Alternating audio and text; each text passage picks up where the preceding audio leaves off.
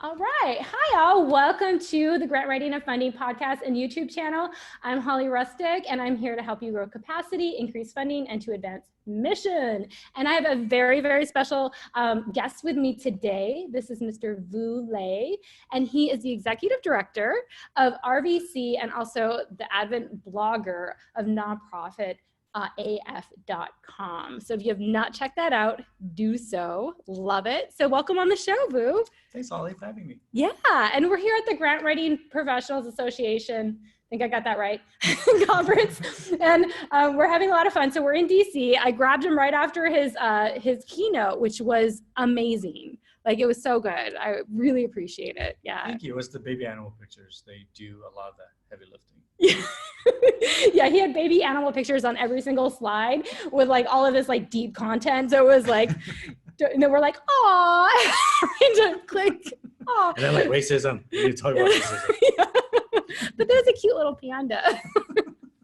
So good, so good. So thank you so much for being on the show. I just love this because I think what you talk about, you know, as far as your nonprofit and really advocating for people of color and in leadership positions is so important. Like we were talking about before we started recording on Guam, we have a lot of these similar issues, you know, almost 10x in a certain type of way, right? So I totally hear what you're saying. And I wasn't even aware of some of the stats that you covered. You know, you're saying like plus 90% of different funding goes to white-led organizations. So I was just like, man, that is actually very true. And especially like white male organizations, you know, we see a lot of that. So there's definitely racial disparities in the sector. Yeah. I think about 18% of professionals are people of color. Mm-hmm. And of course, this gets less and less as we go up the hierarchy in leadership. Mm-hmm. So, and then there's also the gender imbalance as well. So Mm-hmm. as we go up and up the hierarchy, there's going to be more and more white and there's going to be more and more male.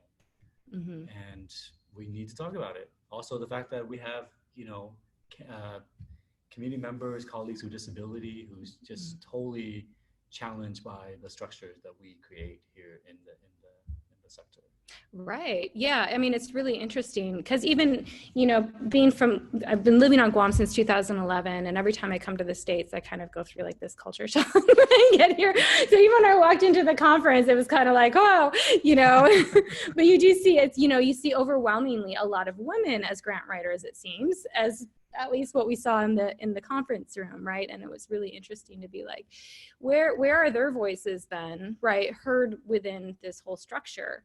And like you were talking about, it's kind of like air, like the people who are writing grants, you know, you kind of like, we don't appreciate grant writers and fundraisers enough, and it's often us executive directors who get a lot of the credit.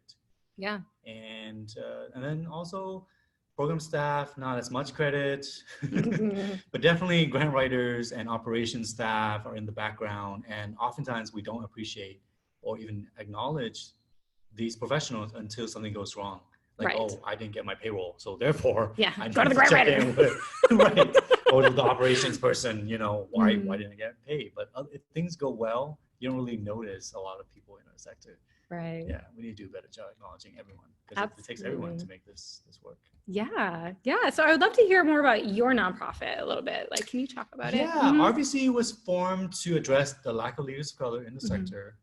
And also the fact that organizations led by communities of color have just been totally screwed by our field because they can't apply for funding. A lot of the things that they had to navigate is designed for a certain cultural type, right? People who have the relationships, who can speak English fluently, who can navigate the culture efficiently. And so if you can't answer things in a certain way, if your budget doesn't look a certain type of way or whatever, then you're just, even though you are probably the one who has the most knowledge about what it takes to be effective in solving these problems with your community or just in general, people are like, well, they didn't have a good enough budget and logic model. Right. And that really needs to change. So we've been trying to work with organizations to really help them to develop their infrastructure and their capacity building. Capacity building really needs to change. Yeah. I think in some ways it's been very harmful to many organizations because it is based on some very outdated, archaic philosophies that is pervasive in this society. For example, this whole pull yourselves up by the bootstrap mentality. Oh yeah. Applies to nonprofits too, which is why funders are like, well, how are you going to sustain this program after 1 year? We're not going to fund you for more than 1 or 2 years because we don't want you depending on us. That basically sends this message that nonprofits are freeloaders and they need to get off their asses and be self-sustaining, which is insulting and also unrealistic. Oh, it's so insulting. Yeah. And that's even when people are like, oh, I need grants for this and this and this, and I kind of look at them and I say, think of a grant as a startup. It's just startup money for a project and it's going to be over very soon. You know what I mean? Like it's not going to be a sustained stream of funding. But it should be this way. It should be, but it's not. Yeah. But I think we have to talk about the difference between how effective conservative funders are and progressive funders. Right. Because not all funders are the same. No, that's conservative true. Funders do fund over long periods of time, like that's 20 true. or 30 years at a time. And over here on the progressive side, we are lucky we get like 3 year, maybe 5 years. 5 years is like miraculous. Yeah. But conservatives, they fund for decades at a time. And that's why in the last few years, they have been so effective. And so we have to get out of this, like, nonprofits are parasites and freeloaders sort of mentality, and are we actually partners or not? Right. If we're partners and we're effective, then this funding needs to be continued to be funded so we can keep doing the work and we have the stability to plan and innovate. Right now, we don't have that. No, you don't, because it's just like, oh, I have to develop something, and then in the year that you're rolling out the project, you're also working on other grants to get money to come in the door. Yeah, because this whole it's no longer sexy after 3 years. This project, I'm like, 3 years is the minimum it takes just to get the ball rolling. Right. Something, and then at that point, it's like, oh, you're no longer innovative, and we're gonna fund something else, something shinier. Right. I think foundations do a better job. I mean, not all, but of sustaining funding. Like federal grants, you jump around a little bit, and it's easier to get funding once you've had a federal grant to get another federal grant, right? It's like that whole thing. But a lot of times they say, if we've already funded you, then you have to wait 2 years to apply again. Whereas foundation grants, they're a little bit more, they have that too, but I think more of them, because they can be a little bit more picky and do what they want with their money, they're a little bit easier to fund long-term. Yeah, but this is the thing. We have to get out of this mentality that it's their money. Yeah. When a family gives money into a foundation, they set that money aside, that money is no longer their money. And yet we still have the sort of belief that this is the family's money. It is not. It is public money, right? And we have to treat it as such. So we have to get foundations and family members out of this mentality that this is their money, especially when so much of the money is like tax shelter. Right. Money that should be going to taxes to be democratically utilized by the public. But instead we've been squirreling money into grants, and lots of them do really good things, but it cannot be this sort of pet project sort of philosophy, right? Where it's just like, I'm just going to focus on the things that I know, which means that you're going to focus on things that resonate with you. And there are lots of good things, animal missions and everything, and parks and environmental. Yes, these are all important, but that also means that we are not addressing things that wealthy individuals don't want to think about because it makes them uncomfortable.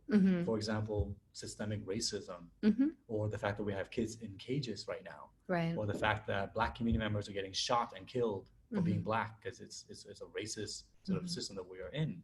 No one wants to fund many of these things. They want to fund advocacy.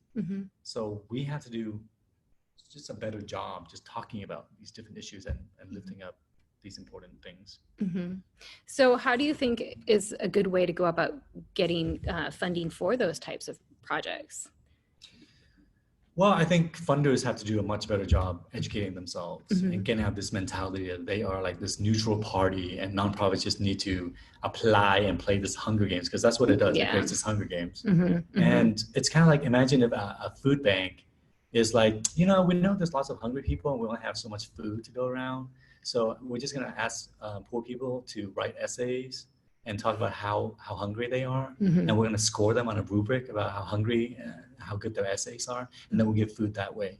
Yeah, that's ridiculous. It is. So funders have to take on the responsibility of actually going out into the community and find out what are the needs, so that the burden is not just on organizations and communities to demonstrate the need. And so that is something that we have to start shifting. Also, funders have to be doing this. And that means, and if they go out and they actually start listening and doing the research, they will find out that there's things that are effective that they need to focus on.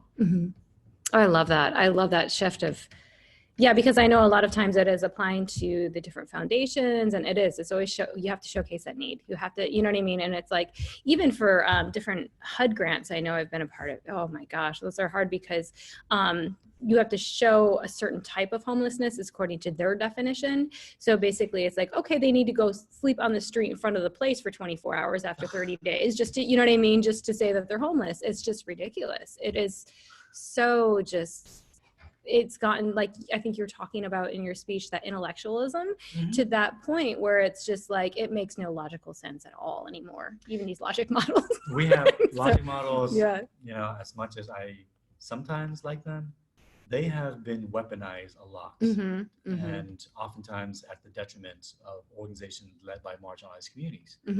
Because, you know, I remember helping an ED of color write a logic model. It took 12 hours because I had to go to her board and facilitate a 4-hour meeting to talk about what this is and etc.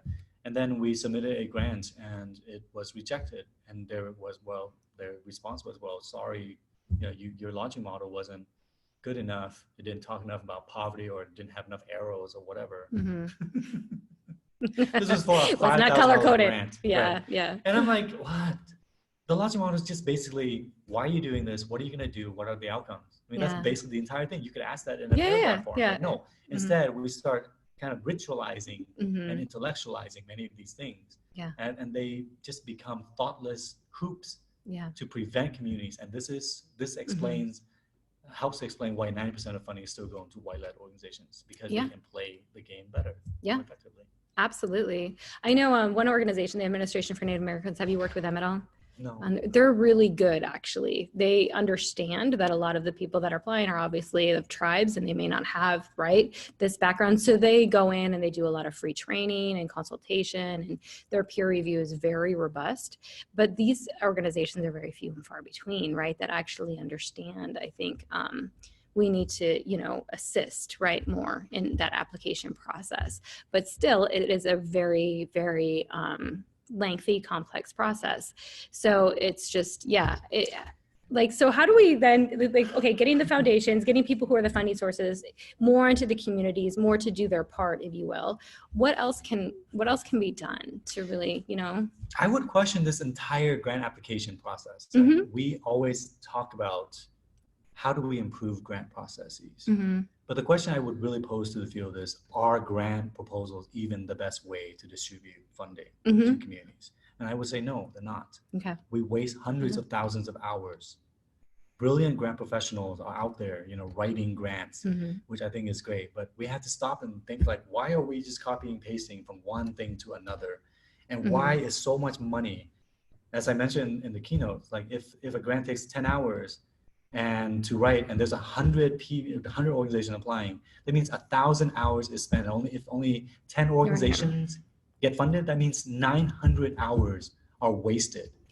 When we could have just submit our own master grant, and that's just excellent, has everything, and a lot of the information is already on our website. It's already on our 990. It's in our annual report that you can just download. So why do we have to go through the rigmarole of translating things into the whims of various different funders, which is I want my grant proposal to just be 5 pages or 1 page or whatever, when all the information. So it's okay to waste our time, the people who are doing the work, but it's not okay to waste the time of people reviewing grant application. And that just sends the message that their time is more important than our time, even though we are the ones out there making the world better by providing services and programs. It makes no sense. So people ask me, well, if we just get rid of grant applications, what do we do? Well, again, it's about foundations doing their due diligence and doing the actual work of finding which communities that need. And it's going to be communities that are most marginalized, most affected by social injustice. They're not going to be the ones to write the best grant proposals anyways. Finding that out. Or wouldn't it be great if we just all have a central grant proposal?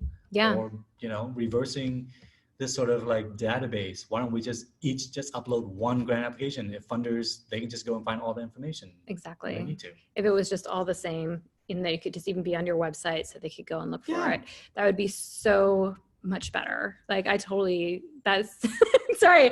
I'm like, mind blown. No, I love this conversation because I'm always in the nitty gritty of it, right? So to be like, no, why don't you just change your paradigm? And I'm like, oh my gosh, that is liberating, because it's frustrating. Even I'm like, oh my gosh, you keep going back and forth, even negotiations. And can you just change the past tense to the, you know what I mean? It's ridiculous. We don't have time for Yeah. the typo checking and all this Oh stuff. my gosh. And yeah. actually, it's extremely patriarchal. It's patronizing. Actually had some friends who are grant writers who are like, oh, we didn't get this because we had a few typos and they said that we were not qualified or whatever. This is ridiculous. Yeah, it's like, because my grammar, does that reflect my ability to serve the homeless people or to, you know, serve women's needs or whatever? Like, it doesn't, you know what I mean? So it's very interesting to be like, why would you marginalize off of that? You know, because they do. They do. They do. And it's based on suspicion. Mm-hmm. You know, we basically treat nonprofits the way the society treats poor people. Yeah. Yeah. So it's like, we'll help you. You know, you're poor, we'll help you. We'll give you money, but we don't actually trust you to buy food, because we think that you're just going to buy beer and hot Cheetos or whatever. And so you can't buy, you know. Yeah. And also, you can only get so much support if you start like working and you go over the threshold, and we're gonna pull all the support from you. It's the same. Yeah. Funders expect sustainability, but if we have more than 3 or 4 months of reserve, they're like, oh, sorry, you don't need us because you have all this. Oh, you're reserve. good. Yeah, you're good. Yeah. It's No. And then we're like, suspicion. but we need that money set aside. We need general operating funds. Like, it should just all be general operating it should funds. be. All funding It should should be be. multi-general operating Yes. funds, because I think I'm reaching a point now where I believe that restricted funding is unethical. yeah, no, It is, you're right. because it's No, preventing us from doing work that could help save lives. It's Yeah. like going to a doctor and saying, you can't use this scalpel. I'm only going to fund you, and you can only use this money to pay for number 3 scalpels, but not number 7. Yeah. Then that means that the doctor cannot. And you do their can't pay your work. doctor either. Exactly. Yes. And what does that mean? That means that a doctor can't do the work. That means Yeah. that people will die. Exactly. And so by But restricting, you got a grant. Right. I like the Whitman Institute's Trustbased philanthropy. Mm-mm. So they've been advancing this concept called trust-based philanthropy, where Mhm.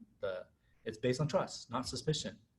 And so it's really about, well, multi-year general operating funds, but also about the funders doing the work of doing the homework. Mhm. I remember calling them to ask for a meeting. They're like, oh, sure, we'll talk to you in about 2 weeks. And then I called them 2 weeks later, and they're like, oh, we have these questions for you.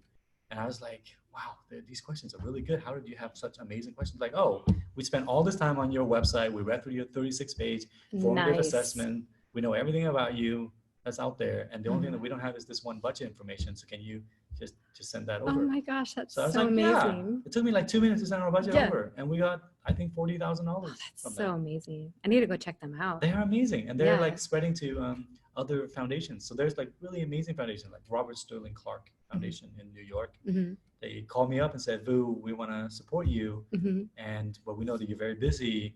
So can you just find a grant proposal that you wrote for another foundation and just forward it to us? Oh man. Don't even worry about changing the Wow. name of that foundation. Yeah. You know, I'm sure all the information is the same. Mhm. Just forward. You Oh, know, that's I hung so up my nice. phone and I went through my phone and found this grant that I had spent 40 hours in the Yeah. past writing Yeah. with 10 attachments. And I just forwarded the whole package. Oh, that's beautiful. And we got money. Yeah. And we still have this. And this is like amazing. That Like, is just amazing. save 40 hours that I can now put into doing the work. Yeah, and it's all the same information It's all the anyways. same. Yeah. It's like, I don't have to appease to your whims like you're saying, you know what I Yeah. mean? You don't have to like, oh yeah, that's amazing. Okay, so I like this. I like that. Okay, let's, look at that and see how funding sources can actually start changing the way they look at nonprofits, right? Yes. So amazing. So just to segue then into your blog, I love your blog. And if you guys haven't seen it, definitely check it out. So it's www.nonprofitaf.com, right? Am I saying that right? Okay, good. All right. Stands for And Fearless. And fearless. Yeah, there's a lot of unicorns on there. Love it. But you do a lot of work and you've been doing this for a long time. And it's interesting to see that this work is like your personal work. Yeah, in a way, like it's your personal you are in it. And then you have your nonprofit, which is separate. So you have like your own voice as a person and as like, you know, I am actually a person who's an executive director and have a voice and I go through this. And I think, you know, you've just had so much reach with that blog. So it's really, really cool. So can you just talk about it a little bit, like how you find the time to do it and just what you get out of doing it, you know? Yeah. Nonprofit AF has been around for about 7 years. It was started when a funder SVP asked me to write for their website. And I said, oh, it's a funder. I can't say no. But then I realized, I don't know, this might be a great way to actually get a platform. So I really do appreciate SVP for encouraging me. Yeah. Because I was so mired in doing my work that and I think this is the same with all of us in the sector. Like today, we had this musical. Yeah. And there was just so many talented singers up on stage. Yeah, they were like rapping. They were rapping. They were doing Grand Professional, the musical, and it was a riff on Hamilton's. It was awesome. And I was just like, we suppress so much of ourselves to do this work. So many of us are just so brilliant and creative and talented in so many different ways, right? And I realized I really loved writing, and I always have had, but my writing was so focused on grant writing the last years prior. And I was like, you know what?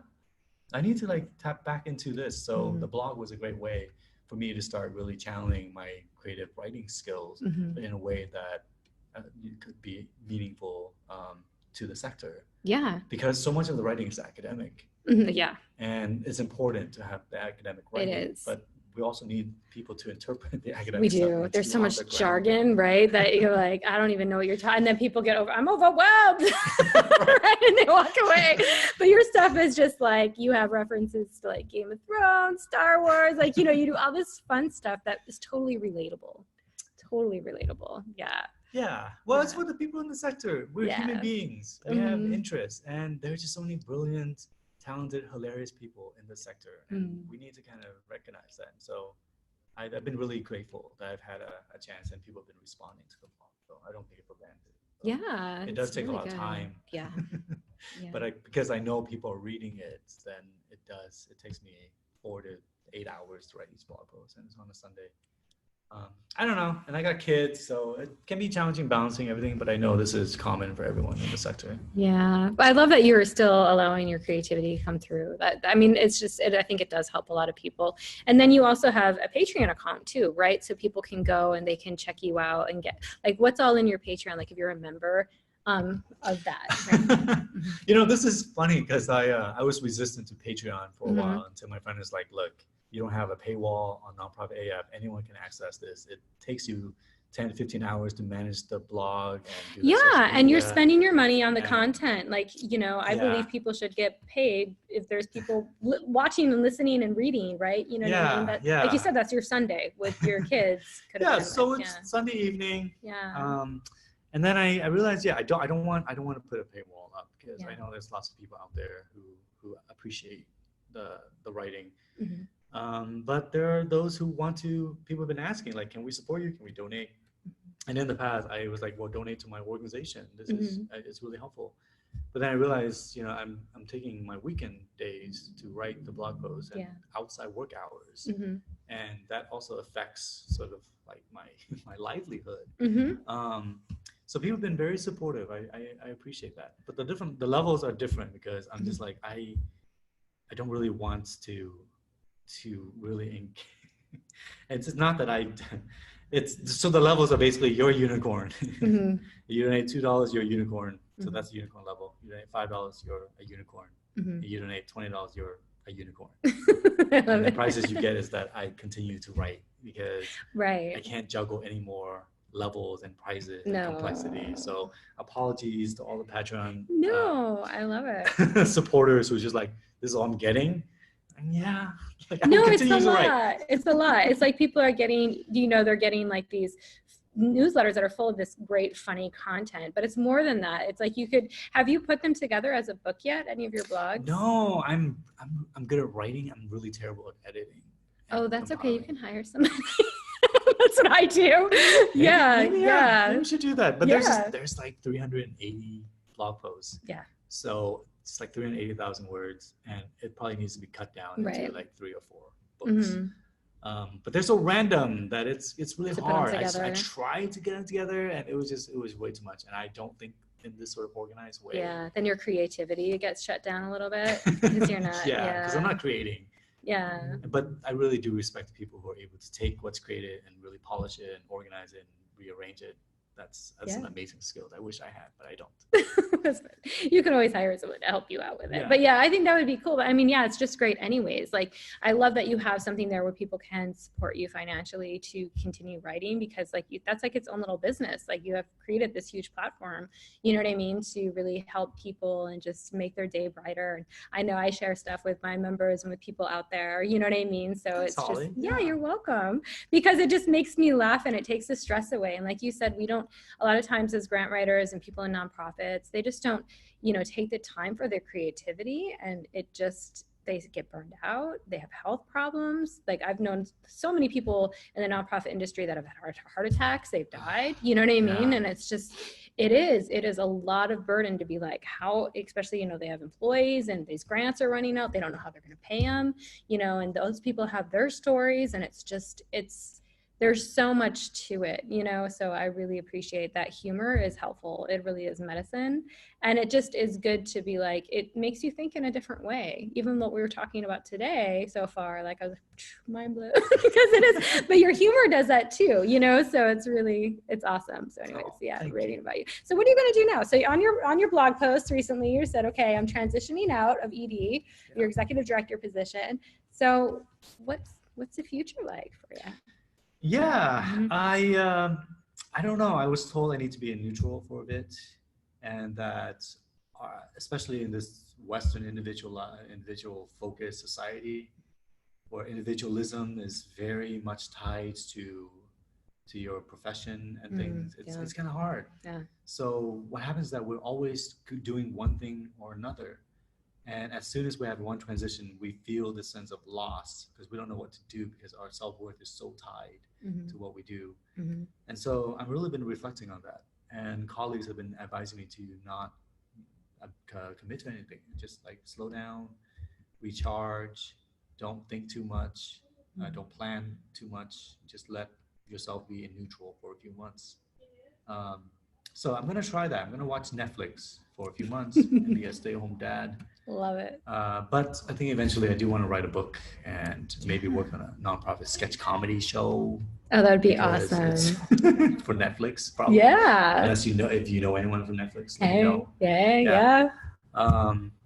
Yeah, and I don't know, maybe go into executive coaching or something. We do have, one of the reasons why I'm leaving, I love the work, I love my organization. It's been the most rewarding thing I've done professionally, is be this executive director for the last 13 years. But it has been 13 years. Yeah. And I need a break. There was no sabbatical. That's another thing, is like put a sabbatical policy in your personnel policies. Yeah, that would be good. And health insurance, paid family leave, etc. Yeah. But that's the thing. It's like we put so much of ourselves into the sector. Yeah. And it is really exhausting playing the funding game, the funding Sudoku, the nonprofit Hunger Games. It is. Also, you know, being an ED of color, it can also be very challenging because people are like, well, you need to understand, you need to be perfect about everything here. And I'm like, I am just a human being and I make mistakes and stuff too. But it can be, so there's just a lot of pressure being put on EDs. And combined with the funding also, not in my case, but I talk to a lot of leaders where their boards are not supportive, their staff are always criticizing, and with valid criticism, but at the same time, it's, you know, we need to be able to take care of ourselves. And sometimes it's okay to take a break. It is. It's important. And, I love the sector. I'm not going anywhere. My role will just shift a little bit. And I might be more helpful to the sector. Yeah, you know, and I go back to always, if it's not like a hell yeah, it's a hell no. You know what I mean? Like, it's if you're not feeling it completely, then you're not going to give 100%, you know. And that's what I've told people too, is before, Holly, can you do this? And I'm like, oh, that sounds good, but I kind of feel like this about it. And I'll just tell them I'm not going to show up 100%, so I can't do it. You know what I mean? And that's like a good way to say no. But, you know, I love that you're actually listening to whatever that is in you that's saying, I need a break now, and taking it. Because I think the mistake is a lot of people hear those nudges, they see their red flags, you know what I mean? And then they don't do it though. They don't listen to it, right? We have to do a way better job taking care of ourselves. We are burning out in the sector. And oftentimes this concept of self-care is more things on our to-do list, right? It's like, oh, you gotta do more yoga. We're in this meditation room. We are. No one's in here. You need to do more exercise. You need to drink more green smoothies. You need to do yoga. You need to meditate, etc. When really the sector, and I do like Beth Cantor and Lisa Sherman's book, The Happy Healthy Nonprofit. Oh, nice. I haven't heard of that one. I'll have to look into it. Yeah, and it's one of the main things that I got out of this was really shifting the concept of self-care into we care. Oh, so nice. It's about the nonprofit and the sector that's itself. so nice. Really thinking about like what we mentioned, paid family leave, vacation time. You can take it. Retirement. Retirement. We don't. That's hardly in nonprofit There's world. I just wrote the blog post this week about that, which is like, we need to stop joking about retirement. Sometimes we ask, how are you going to retire? Oh yeah, I saw all the people on Facebook, how they responded. The response has been, I plan to die. Yeah. Really? LOL. Yeah. That's not good. We cannot. It's not good. That cannot be our reward for a lifetime of service in the sector. Is this uncertain future as we grow older? It's awful. And then people can quit because they can't. They don't have. Yeah, they can't. So that's blocking sort of the pipeline of leadership. Yeah. So we as a sector need to do a way better job with self-care, with we care. Yeah, what always gets me is, oh, let's do a volunteer appreciation. We'll make it a potluck. And I'm like, so now you're going to make the people who volunteered also go and cook or go buy stuff so they can appreciate themselves. Like, they volunteer to help clean up? Yes. They're also going to volunteer to be there at 7 a.m. to clean up. Please grab a chair on your way out of the potluck. Oh, it just gets me every time. I'm like, if you're going to appreciate them, you got to like provide it. They got to be like, maybe that's what we need to do. It's like, we're going to drive to volunteers' houses and just give them food. Exactly. Yeah. Or like their favorite drink. We're not going to ask them to come to this thing on a Sunday afternoon or whatever, take time away from their family. We'll drop you off a box full of stuff and you'll never have to see us again. That's right. Yeah. We'll see you on Monday. Yeah. Put it in your freezer. I could totally do that. Dark chocolate for everyone. Yep. Everyone gets dark chocolate. I love that. That should be a new delivery thing. Maybe that should be your business. You open up. Yeah. That's not bad. That's right. That's actually really good. You made me think, Holly. Yeah. Maybe I should have a business of volunteers. I will appreciate the volunteers for you. Yeah. And all you have to do, the nonprofit, they just got to pay you. They don't even have to touch it. See? Exactly. I think it'll go over really well. And then you can make a lot of people happy. All right. So, okay, Vu, what else do you want to add? We talked about all kinds of stuff today. So I want people to find you. Where can they find you? Yeah. I can be reached at nonprofitaf.com. You can email me at vu@nonprofitaf.com. Also at nonprofitaf on Twitter. Great. Okay. So you're really good on. But I'm not good on Instagram. You're a Twitterer. I'm actually your Facebook? I have a Facebook page that's pretty active. Mainly because there's no character limits on things, and I tend to be kind of long-winded. So you're big on Facebook. Is there an open group people can go to? There's Nonprofit Happy Hour, which spun off of Nonprofit AF, and there's also ED Happy Hour for the EDs, and then there's ED of Color Happy Hour. Wow. EDs of Color. So find those groups. You are managing a lot. Oh, I don't manage them. We have brilliant volunteers. Oh, good. Oh, that's amazing. Yeah. Yeah. You need that chocolate delivery. Yeah, no, they are. Everyone's been incredible. Nonprofit Happy Hour has like 43,000 members. Oh, that's amazing. And it's managed by this brilliant group of leaders and moderators who just are all doing it, as volunteers. The same with ED Happy Hour and the other groups. Yeah. And it's spun off all around. There's I think there's a group in Australia and other places. I love it. Man, your reach is huge. That's amazing that you have that.